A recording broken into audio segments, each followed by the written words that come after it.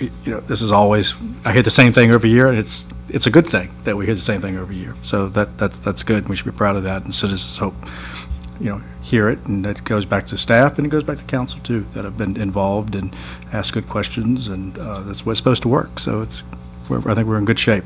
So good to hear. I would agree. One takeaway I would have is, as we mentioned, the unassigned, the availability of your funds is very important. Some government, some localities, if you branch out to nonprofits as well, but a lot of localities can get wrapped up in restrictions, federal restrictions. They have all this money, but they can't spend it on what they need, and that's not the case here. So financially, very healthy. Thank you. Thank you. Thank you. Thank you much. Staff. Y'all take tomorrow off. Take some Yeah, everybody else is watching movies. Thank you. Thank you. I'll be in touch tomorrow. Drive safe. So we're going to go on to the public hearings. The first one, special use permit 24-015. Brian, you want to talk? Your mic's off, I think. Your mic's off. There we go. Thank you, Mr. Vice Mayor. Tonight, the council is requested to conduct a public hearing, receive citizen input, and consider a request for a special use permit to operate a lodging house at 142 Caterpillar Drive. Tax map is shown in the PND zoning district. The details of the property are listed there. Obviously, under our ordinance, the ordinance as it was written at the time the application was filed, this section 409.13D2 requires a special use permit to operate a lodging house in the P&D district. We have several conditions there that are listed 1 through 5.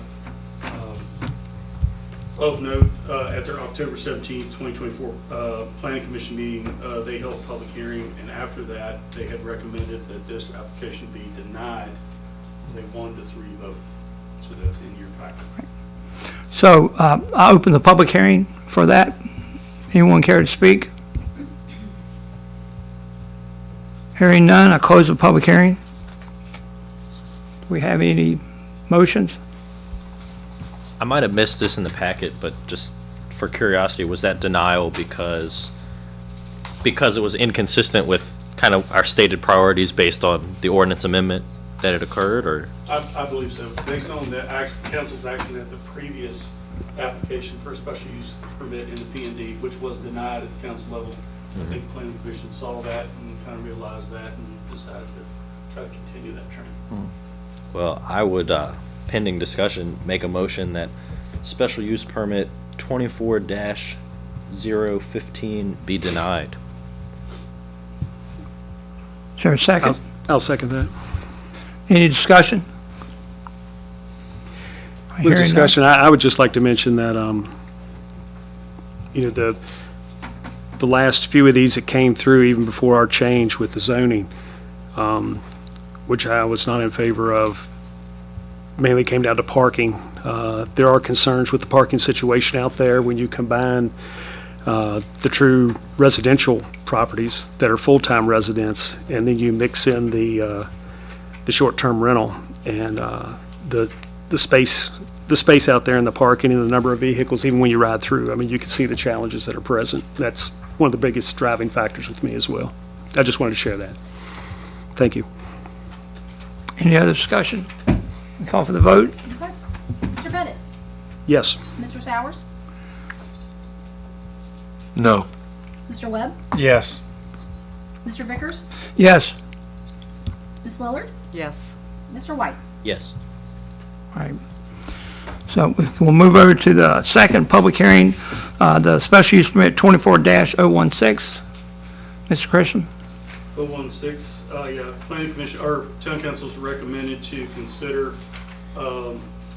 taking action, holding public hearing to receive citizen input consider request for a special use permit to operate a lodging house at 330 Mechanic Street. Tax map is listed there in the high-density residential R3 zoning district.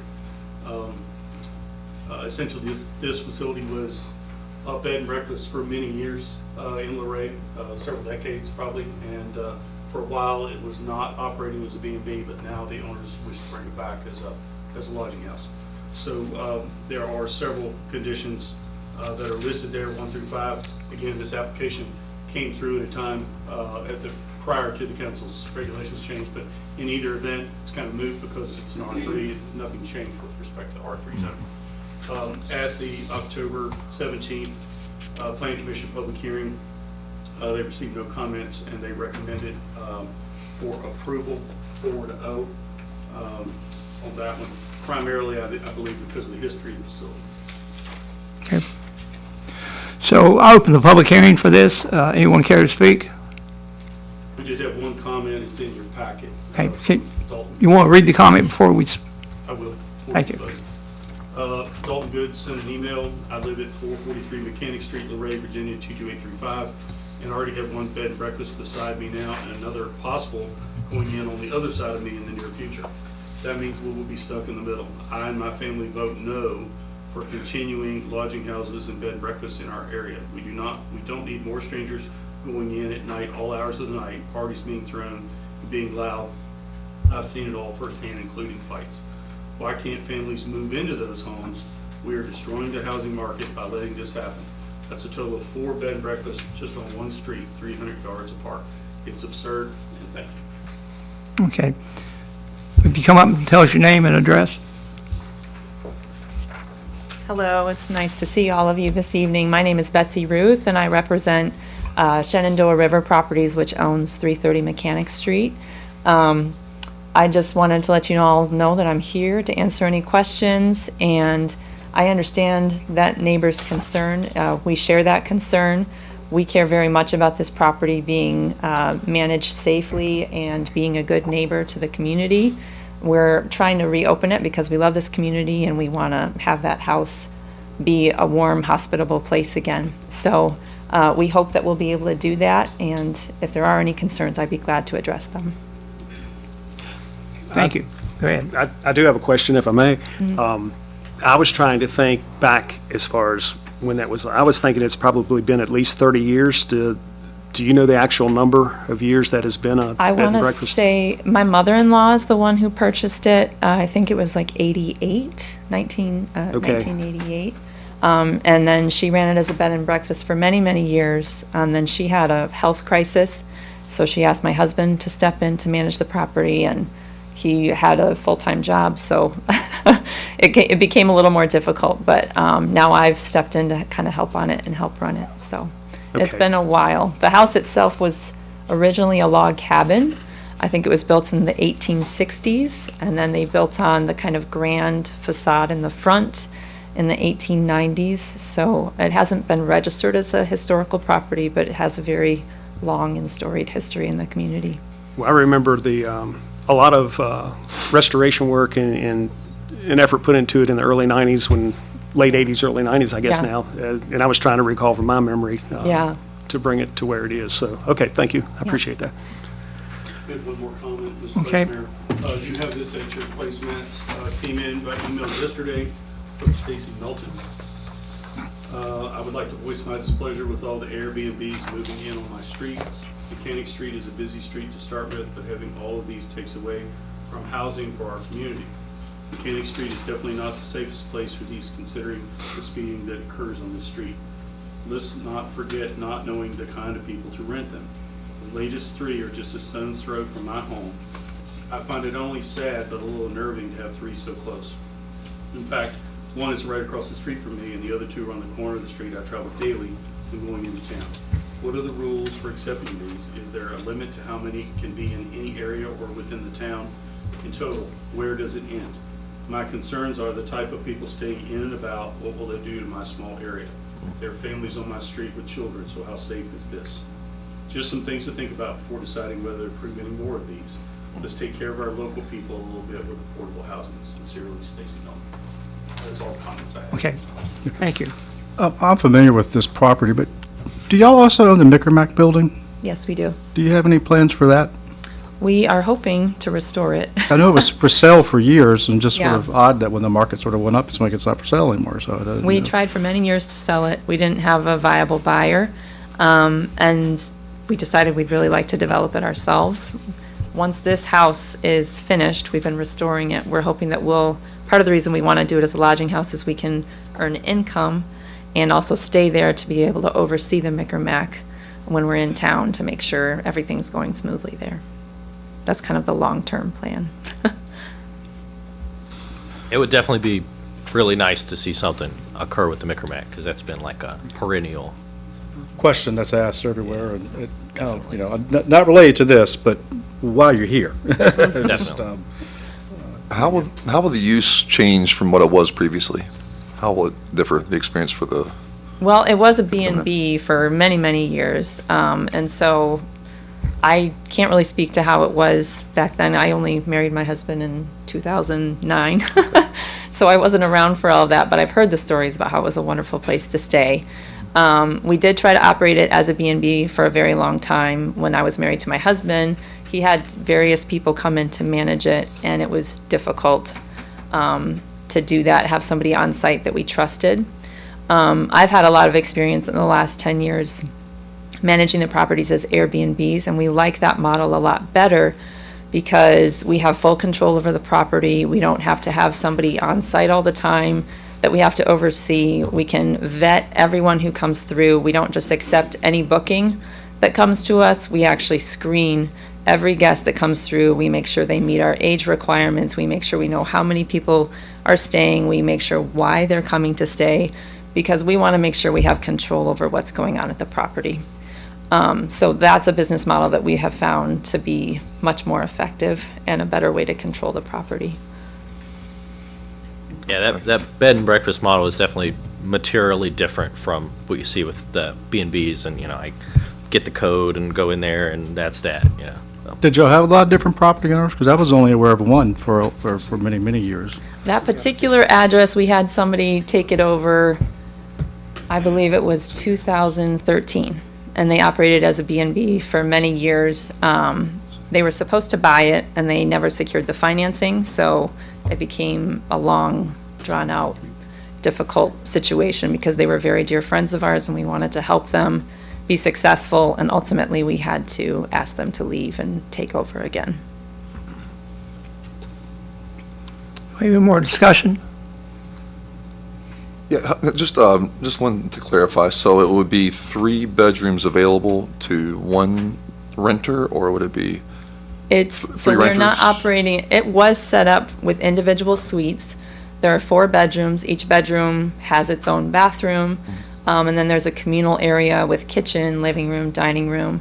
And that's why it operated as a B&B before, was that people could come in and have their own room and have their own separate space. But this time, we're going to offer it as one property where a family can stay together. And I think it will be nice that mom and dad can have a room with a bathroom, oldest daughter can have her own bathroom.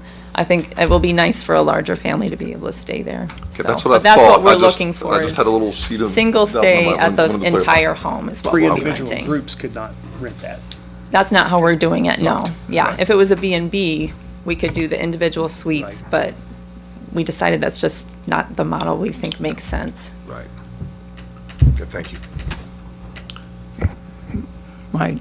Do we have a motion?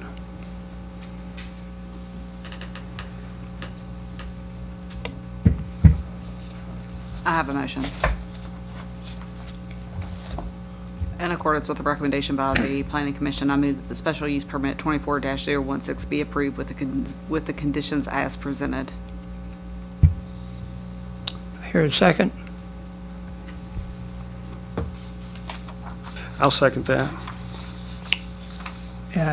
I think we need more discussion on that. We go ahead and vote. I'd like to have discussion to explain my thoughts with this. Let's go for it. I have heard the public loud and clear about the additions of short-term rentals throughout town. We've made those efforts with making some zoning changes. And just as I was not in favor of the recent one that came up just prior to this, I do feel with this one, me personally, I have a different view for the fact that it has operated as such for 30-plus years. I know during my whole time here, I never heard of any type of complaint or problem surrounding it. Not that it didn't happen, but it was never something I was made aware of. And I look at this as a business that has continued to operate and has had a good track record. However, with COVID and everything else that plays a role with how many businesses got turned upside down, and many businesses not to even return, I'm looking at this more as a restoration of an existing business that has a long history with us than taking a structure or a home that is a residential home and we're about to convert it to a short-term rental, which I'm not in favor of. But with this one, I see a difference. And in my opinion, that's why I think we have special use permits and we have hearings to discuss, because every property is not the same, even though it may be located in R3, doesn't mean it's suitable, nor does it mean that it's automatically, approved or disapproved. So anyway, I just want to explain my feelings with that. But yes, I support your motion. Thank you. Yeah, and I appreciate that, Councilman Pettit kind of carried the same sentiment. And I think it's also important that we recognize the recommendation of the Town Planning Commission. That's in fact the reason for their role, is to make that opinion, to do the research and to hear the constituency and make that recommendation to council. And in this case, that was also part of the reason why I'm supporting the motion. I would add to the discussion, and first of all, I want to thank you for being here, because not all do that, and I really appreciate that. I kind of vote against all these, so it's not personal, but I will err, the way it's set up, it would make a mean triplex or duplex, and that would be wonderful for local residents. And I will also, for those that were maybe on the fence or are thinking, okay, this is very similar to a previous use, we have over the course of this discussion teased out ways in which this is materially different from a lot of the history in which it operated, in terms of, the residential bed and breakfast model versus maybe more of a B&B type model, and we'll see where it ends up.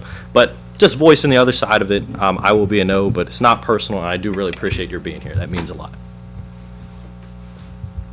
Yeah, that's the thing. So I do get your point, Jason, but it is a different thing for sure. And we do have two local residents that are making a complaint about this particular situation. I am going to vote yes on it, but as I'll bring up later on, I think we need some better ways to measure these things and evaluate these. So I'll just leave it at that. I do real quick also want to say that, and thanks to Danielle and Brian or whoever pulled the information together, I did ask for an update on the permits that are currently in use for short-term rental in the town of Luray. And correct me if I'm wrong, but the data that was submitted to me just a couple weeks ago, make sure I get this right. So we have 14 short-term rentals that are operating by special use permit. And if I refer back to some months ago when we had this discussion, the report from January 2023, we had 29 units. And then fast forward May of this year, we had, we had 11 that had been approved in 16 months. So from January of 2023 to May of 2024, there had been only 11 units over a 16-month period that had been approved per our records. And as of today, when we look at the total, we've increased 14. Did I say we had 14? That's in operation? You did. I meant 40. That's not my report. So. Okay. I meant 40. It was 43.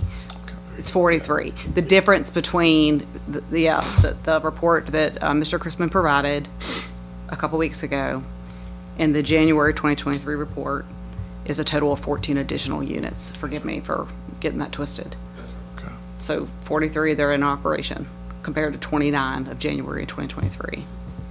I think that offers some perspective. If you look at over a 21-month period, we've had a net gain of 14 units that's become STRs in the town of Luray, which is still less than 2% of the total number of units in the town. Because What's again, our total housing was inventory? 2,345 units in And it was total, north of 2,000, yeah. and we have 43 that are being used for short-term rentals. So And a lot of those are in B1, which Right. is by right. Which is by right. Right. Mhm. I was thinking about this today because we got to talk about it, and then I've had some other conversations. I think another perspective would be, because if you do that math, it's a little under a unit a month. It's definitely not a unit a month, because that would be 16. But if we were bringing a new house online for local residential use every month, we would probably have a little celebration at the end of the meeting. We're effectively, quietly, slowly doing the opposite. So the numerical force is the same, but it's in the other direction. And I think in the tightest of housing markets, even those hairpin changes do make a difference maybe. And I think maybe just basic supply and demand in just such an insanely tight market. So I wonder about it, but I don't have that training and I don't really know. I've thought maybe there's like a professor out there who's really familiar with the housing market that could quantify it, but I just don't know. But that's just a different perspective on it. Are you referring to affordable housing?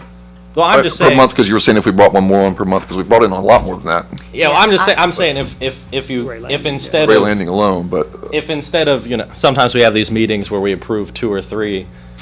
If we had a meeting one day where, for whatever reason, we were approving 3 new residential houses for families, we would be really excited.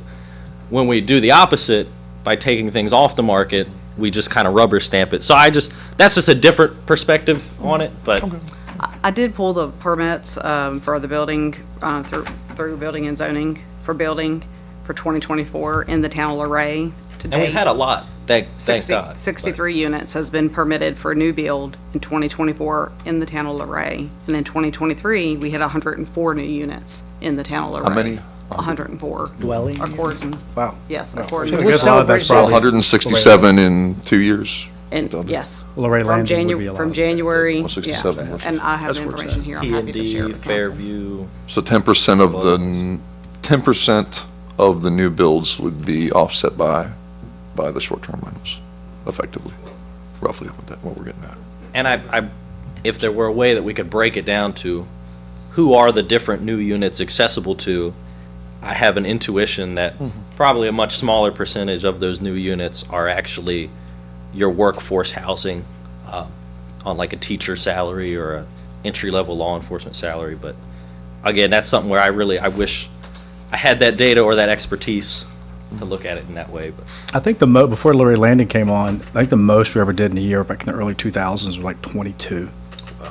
So that was like the peak, and then it stayed around 10 or 12, 5 new building, new single family. So Luray Landing's made a big, plus what's going out at Fairview. yeah, So I mean, if it wasn't the tightest housing market in history, yeah, it if you would just be said making 100 a huge houses, I would difference. I would have said maybe you know. 30, 40. I had no idea it was 100. Oh wow. So It's not a lot of COs. yeah. All right, so we have a motion to approve this, and it's been seconded. If there's no more discussion, let's have a vote. Okay. Mr. Sowers? Yes. Mr. Webb? No. Vice Mayor Vickers? Yes. Ms. Lillard? Yes. Mr. White? No. Mr. Pettit? Yes. All right, motion carries. So we're up to our third special use permit, 24-017. Yes, sir. The town council has requested to conduct a public hearing to receive citizen input, consider a request for a special use permit to operate a lodging house at 401 Mechanic Street at the noted tax map. This is also in the high-density residential R3 district. In fact, it's diagonally across the street from the one you just looked at. There's existing dwelling structure there, 2 bedrooms as it's listed, and this application is being considered under the current ordinance requirements. We have a couple of conditions there, 1 through 3, that are listed. Both parking spaces are off street and on private property. If you note the sketch that's inside the packet at the October 17, 2024 public hearing by the Planning Commission, they recommended approval of this to the council by a vote of 4 to 1. So in addition to that, the same comments that I read before and that are included in your packet Right. addressed for this location as well. I want to note a couple things on this one. So one, with the planning commission discussions, which I try to watch, haven't watched the last couple, but usually when they have a little debate. Can I open the? Oh, my bad. Let's do the public hearing first. Does anyone here want to speak? Yes, sir? I'm the owner, so Well, come on up, say your name and address. We'll love to hear what you got to say. yeah. So my name is Nufail Mandri. I'm the owner of 401 Mechanic Street. I just moved here about a year and a half. And initially that was a home that I intended to have for my family. I live in Falls Church, Virginia, and work there. So I have 3 kids, 2 in high school and 1 in elementary school. So my initial plan is to move here. You know how is the housing market in Falls Church? It's very hard to have a single family home. So I was planning to come here, but then the transition didn't work. So I am here every week at this place. I work from home, so I come here. I enjoy this place. I enjoy the town of Luray. But then, unfortunately, things did not work out with my family to transition, mainly because the kids did not have this move. A smooth move to this town. So I was thinking to bring my heritage and my culture to this home.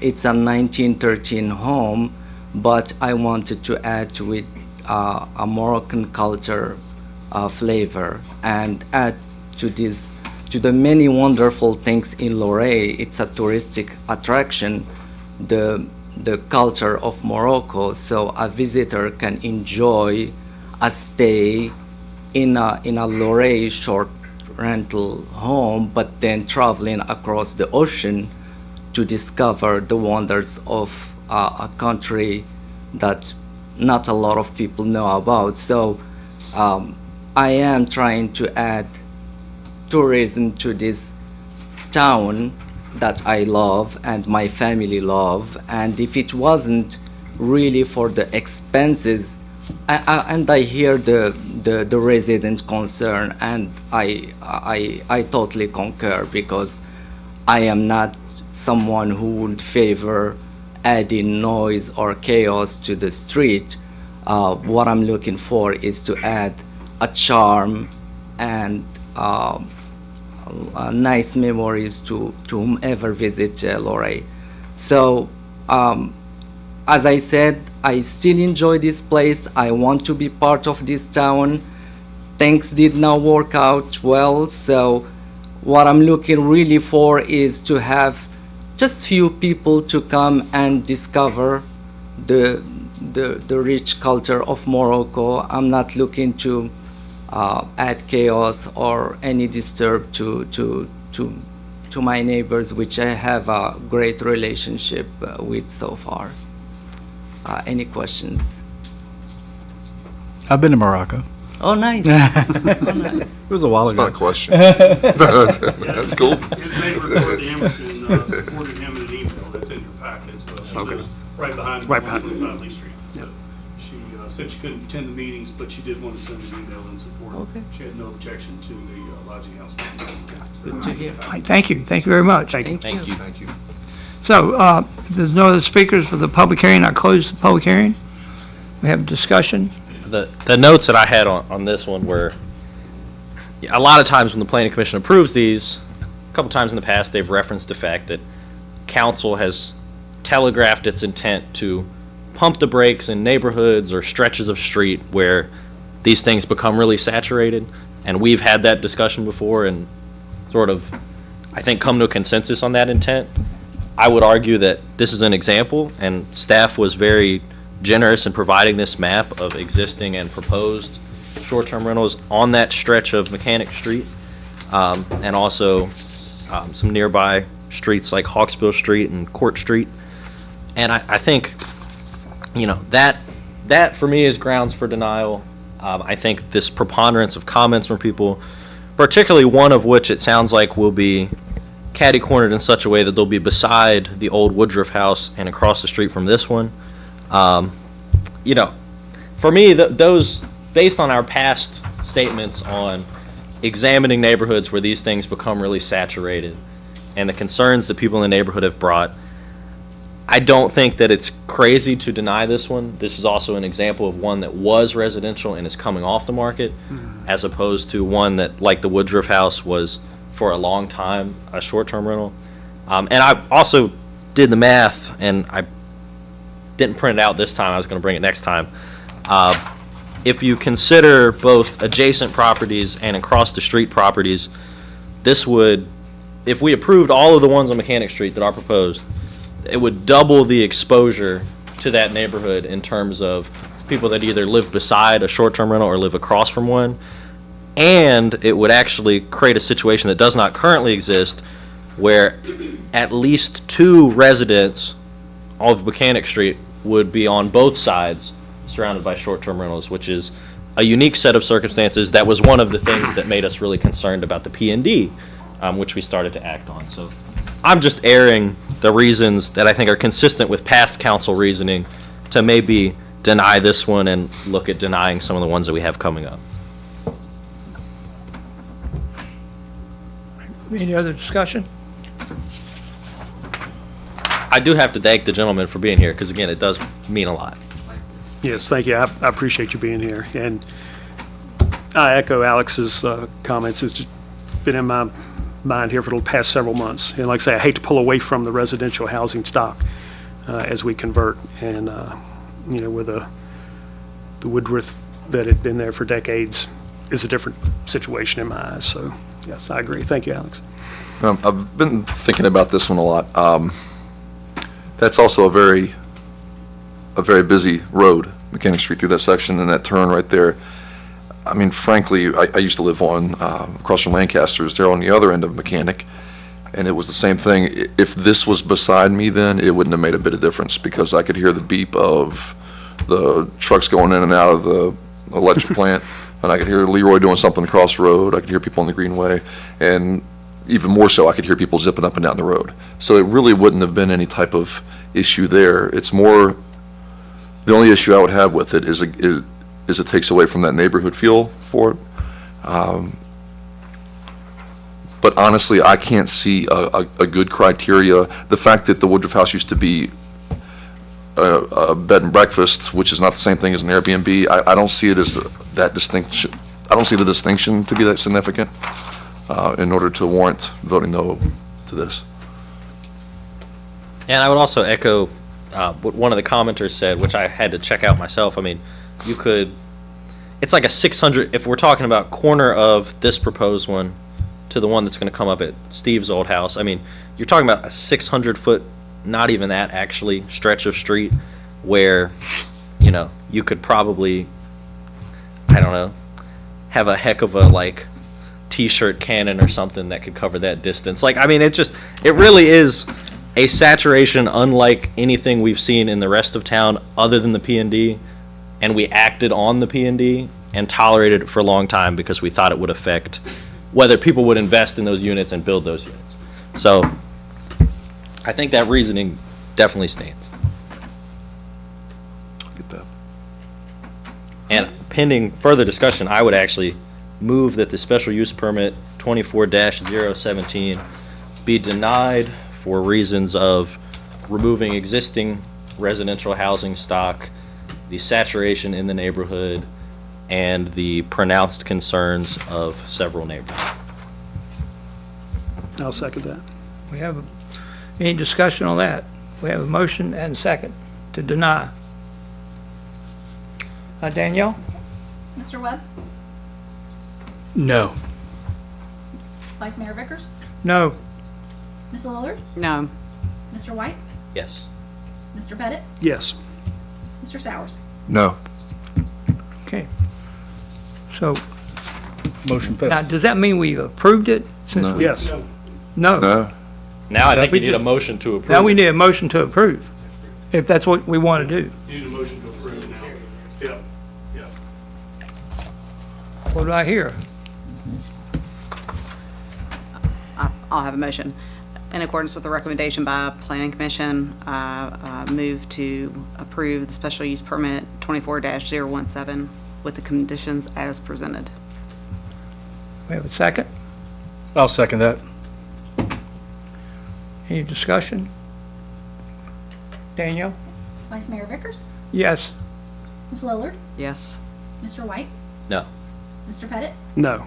Mr. Sowers? Yes. Mr. Webb? Yes. Okay, so it's approved. Thank you. Thank you.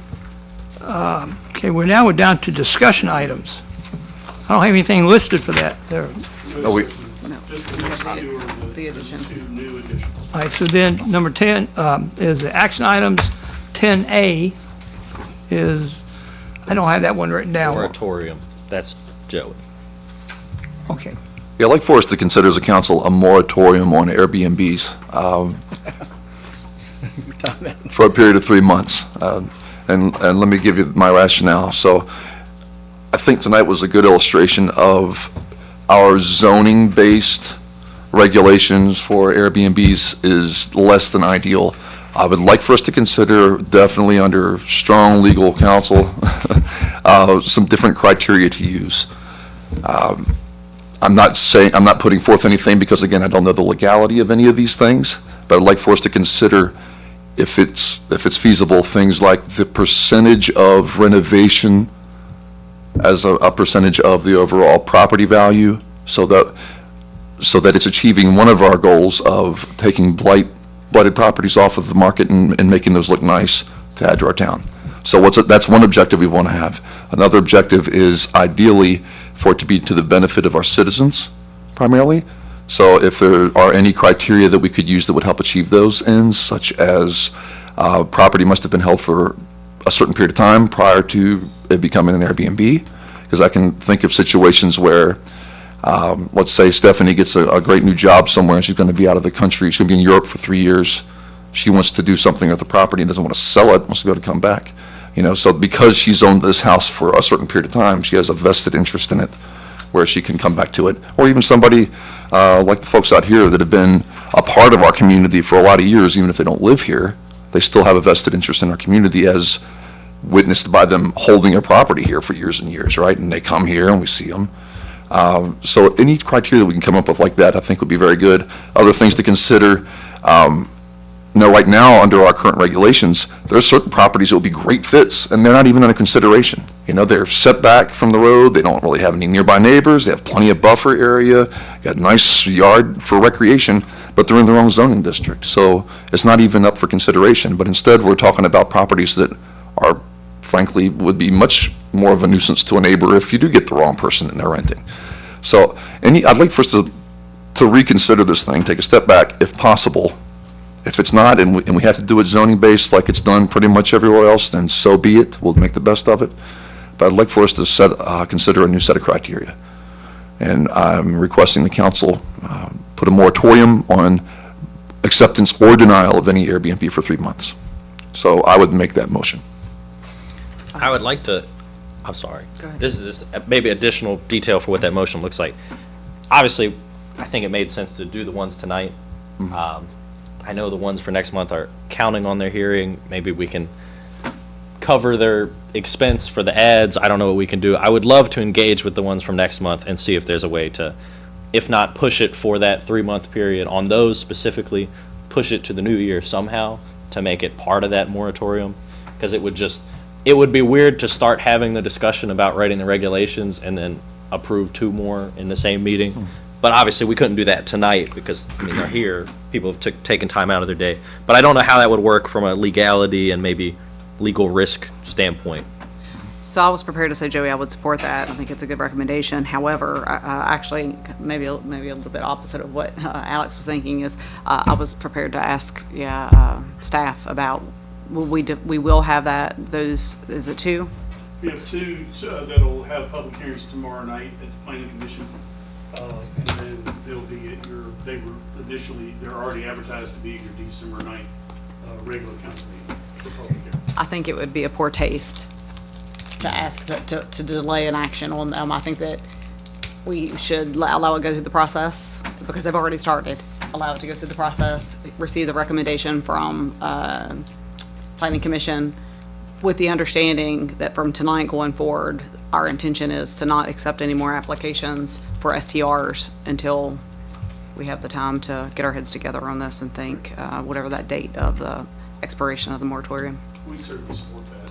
I would with staff, and, the thing is that because we have two in the pipeline now, we dealt with two that were in the pipeline tonight prior to the regulations change. So those were the first two on your docket. So definitely would support that. I've got to give Mr. Rhodes and Mr. Lockett time to evaluate our options and kind of figure out the legalistic way to handle what you're talking about. But it would be easier and cleaner, I think, to go ahead and process the two that we've already advertised. They're the only two that are in the pipeline right now. And so then, if what I hear from you tonight, your vote on this tonight, we would not accept lodging house applications until the moratorium period is complete. Unless it would be in B1, which is by right. Those are Sure, by- Yeah, sure, they yeah, don't come good before us clarification. anyway. Just What's that? clarify They don't that. come Only before us anyway, only yeah. applications for special use permits. Right. We would, the by right. Or for short-term rentals. Yeah, for short-term. Special use permits specific to short-term rentals. Correct. And not applying to B1, Yep. where they're by the Yeah, right. 'cause they're by right in that district. I think that's definitely well taken. The gray area that I'm wondering about is if they were to, if we engage them and they were to voluntarily, as good partners, assent to waiting a little longer. I mean, does that sound like a crazy thing to ask them? Do you think the answer would just certainly be no? I mean, We could certainly reach out to them. I mean, if they think that. because I can see ways that would be cleaner as well. You're gonna have a 3-month moratorium to change the rules of the game. That may or may not be in their favor. I'd have nothing to gain. I'd rather not reach out. I'd rather theirs That's fair. come through the process as That's it fine. should. That makes sense. So- Councilman Cyrus, would you like to amend your motion? Sure, yeah, we can, I'll amend my motion to any current SUPs that are in the pipeline, that we do entertain those, but we put a moratorium on any new SUP applications specific to short-term rentals other than what's in the B1 district, which aren't SUPs anyways. And I'll second that. We have a second. Do we have any more discussion? Yeah, so, I know I've talked a lot about it already, but for me, what I want is something fairly objective, that we've put our heads together, planning commissions put their heads together and be like, okay, what's the best for our community? Because there are some real concerns, and I don't think any of us have heard anything other than, what are y'all doing? This is getting out of hand. Even if it's, to Stephanie, you made some points where if you look at the grand scheme, it's not some crazy number. But for me, at least, I don't feel like I have an objective enough standard to be like, you're in, you're out, and I would like that. And I think something that we all have, that we can all agree to, whatever that criteria ends up looking like, I think that'd be really I great think for you're us. right. I think it's a good idea. I've thought about, like, if you're rehabbing a house, putting money into it, or if you have a situation that you can document that I'm not going to be here, I've owned this house for X number of years. I don't think that's pretty good idea. So, I won't be around, but y'all go for it. No, I'll reach you by email or something. And while we're discussing it, I can understand having the objectives and stuff. The reality is, we are not going to be able to, no matter how long we think about it and how much focus we put on it, we are not going to cover everything. Of course. And I'm going to use tonight as an example. Had we already done what you're proposing, I'll guarantee you we would have missed a lodging house over 30 years in operation that happened to fail to renew its business license for a year or two because of some other circumstances. I realize that fell out of the system but wanted to return, and that wasn't their intent, to drop out of the system. It just happened. We wouldn't have recognized that. So we'd still be tonight on an issue such as that of having to just make a decision based on opinions of whether we think it's right or not, and does it pass with the majority or not. And when I look at special use permits, I want us to do what you're saying. Don't get me wrong. I'm just saying that at the end of all of this, I wish it would, but I don't see it be the solve-all, cure-all for the questions that come up with particular situations, because every property's different with proximity and what's around and street and business, and, we're going to have those issues, I think. But anyway, it's a good idea to try to clean it as much as we can. I agree. I'm done. Yeah. No, points well made, Pettit. And I would just say that I think, too, it would be imperative that when we say we put our heads together, that it's in collaboration with the planning commissioners. We've done a lot, this group together in conversation, maybe one-on-one with a commissioner, but for the two bodies to come together to have discussion on this, to kind of stretch perspective and understanding and set expectation, we've not done. And so Yes, we've made it hard on the Good planning exercise. commission, I think, as we Yes. tried to change gears in this, as it was sort of the train running out of control there to hold it back, but you're right, yeah. We would involve the planning commission in some of this too. Yeah, I mean, you look at our stuff, I think I mentioned it to Alex earlier, a lot, if you look at our zoning and what's either by right or by SUP, you can tell that there's reactionary, it's a reactionary process to this Airbnb thing. It's not like you built it from the ground up and you can tell that, oh, yes, this makes sense that these things overlaps, because there's just some wonky stuff in there. So if we can kind of do that now, to the extent we are able to in the Commonwealth of Virginia, I think that'd be great. So. And if I'm understanding what you're saying, and I know this goes a whole different route when we're talking about zoning, but yeah, we have some of these zoning lines that don't make sense. Yeah, sure. As far as where they chop off, and, this butts up to that, but it has to stop there where, and I know we're talking about a whole other world when we look Across at, the streets and across the neighbor's property line. One of the things I was going to recommend. we've got to look at some zoning. Two of you, to avoid the public meeting issue, two of you might pair up with two from the planning commission. Actually, you meet with as many of the planning commissioners as possible, because it's just the elected officials that constitute the public meeting. But Right. as long as it's just two of you that can meet with them, or either some or all of them, to kind of convey what you're trying to get at, it would probably be the most effective way, rather than the formal back and forth where you guys do a resolution and then they have to hold a public hearing Yes. for anything to change an ordinance before it comes back to you again. If you just have some informal conversations as a group, and then we put together a game plan that then you assign to them and then they bring back to you. That would be a little easier and cleaner, I think, in the end. And folks like Daniel and Jason don't have too much heartburn usually with that kind of thing. Well, let me bring us back to the motion that has been made and seconded. If there's any more discussion on that motion. Daniel, we have a vote? Ms. Lillard? Yes. Mr. White? Yes. Mr. Pettit? Yes. Mr. Towers? Yes. Mr. Webb? Yes. Vice Mayor Vickers? Yes. All right. Now we're at action item 10B. I think, Alex, Yeah. you brought this to our attention. So I had spoke to, I think, all of y'all earlier, except we didn't get to speak because I didn't know you'd be voting, so I'm sorry. But I hear you. I know, that's terrible. This is in that vein of communicating to the planning commission a little more, looking at our code to see what could make sense, what doesn't make sense. Essentially, all this is it's in regards to the comprehensive plan discussion. There's a little preamble about making sure that the planning commission really prioritizes affordability, making sure local people aren't displaced by things that are going on in the housing market, and that workforce housing that's accessible to like teachers, first responders in terms of the wages that they make. And then there's a enumeration of some specific ideas, some of which Brian had mentioned some of these, we had talked about some of these I'd seen in other places, and it's just asking them to give deliberation and discussion to each of these. It's not endorsing any of these, it's not an ordinance amendment for any of these. They could look at all 11 and say, these are awful ideas, we researched it really hard, and we're not going to, that's not the way to go. It's just to start the conversation, put some wind in their sails as they go into the comprehensive plan process. I guess I could read through the whole thing because I was a little late getting it drafted because of the long weekend and everything. I guess I'll have to do that when I make the motion. There's a couple interesting things in here. Some of the things that Brian had talked about were maybe having apartment buildings as by right in B1 and M1 because, they are as much a commercial use as short-term rentals, which are by right in B1.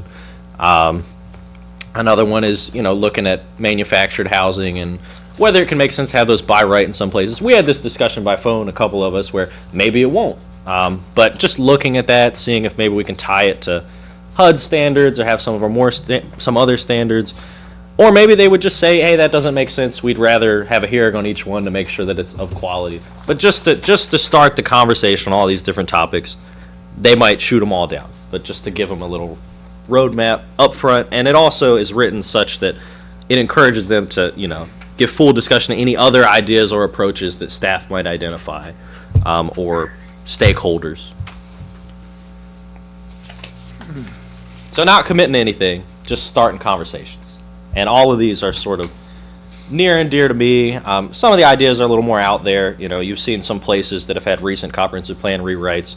They've come up with overlay districts that are intended to protect affordability and protect against gentrification or displacement, and they've got different mechanisms for doing that, whether that's like, affordability requirements for new developments in those districts, different things. It's just a lot of ideas that they could dig into, because that's what they're good at, having discussions, doing the research, really digging in a way that we can't, and then maybe bringing it back to us in the future. Okay. I don't know that the planning commission doesn't do this already, I guess. Some of these ideas they've talked about, and we're going to talk about them specifically, starting with the public information meeting on December 4th, which you're going to announce. So definitely encourage all of you to attend that. We are going to get some outside advice. Alex Guerin from the Regional Commission is going to be here. She's a affordability housing specialist with the Regional Commission. She's going to be working with Chairman Good. They're going to co-host the kiosk for housing at the first PIM at the Blue Ridge Room. So you guys are all welcome to that, obviously. So is that all you're expecting, Councilman White? Well, I mean, I'll make a motion. When I make this motion, should I read the whole thing? I mean, I can. Not required to unless you want to. You can just attach it to the minutes. Yeah, do that. So I guess we can forward Do to a it. little, I think just hit the bolded You points. could do that, Okay. yeah. Good.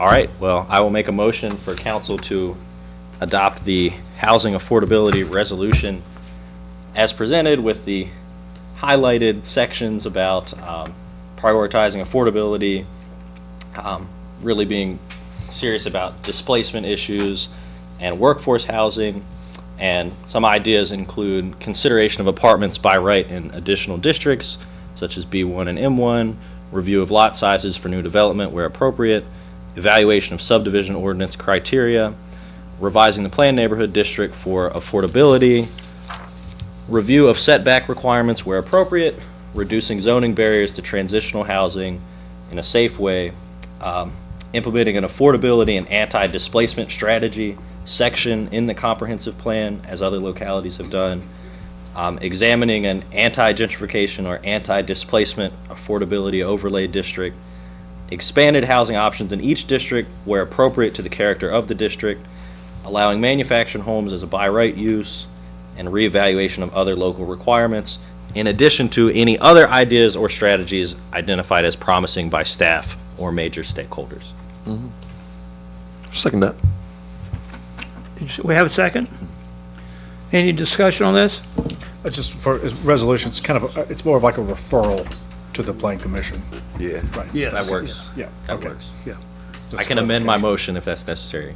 Resolution it's more of a referral to me. Actually, I think the last time that we had to do this, you guys did do a resolution.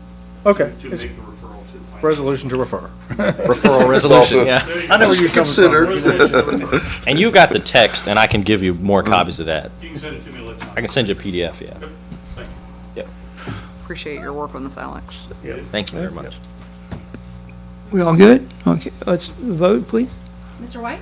Yes. Mr. Pettit? Yes. Mr. Sowers? Yes. Mr. Webb? Yes. Vice Mayor Vickers? Yes. Ms. Lillard? Yes. Thank you. Mr. Rose, do we have any report from the attorney?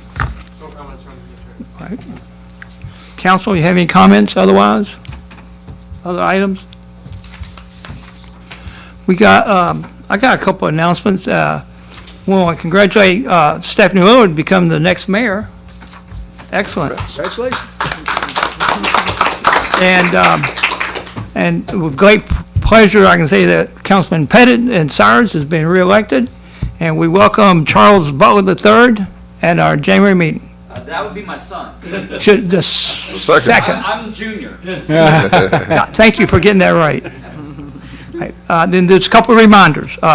Tomorrow at 11 a.m., Shempeco is having their 50th anniversary ribbon cutting. It'd like to be nice to be, a bunch of us to be out there and support those folks. The town employee Christmas dinner is December the 5th. Starts at 6 p.m. It's at the Christmas Men's. dinners. Said, wow, already talking about Christmas dinners.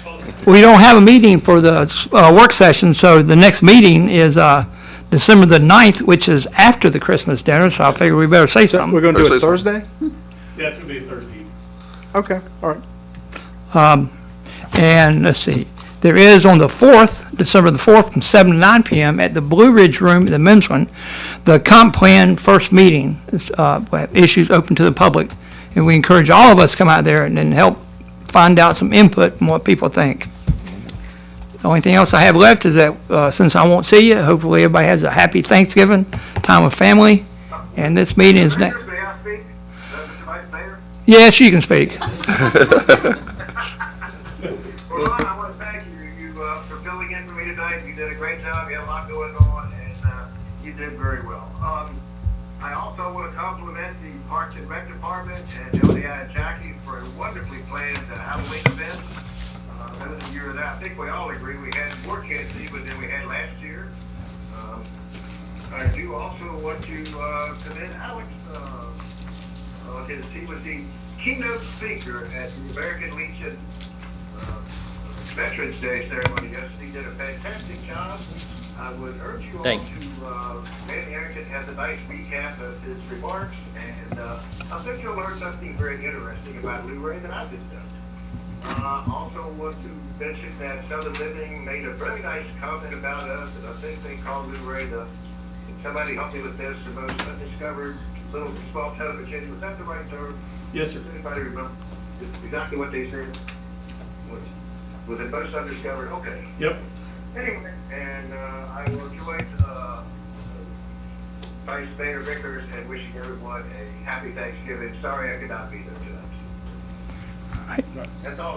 Meeting's adjourned. Thank you, Mayor.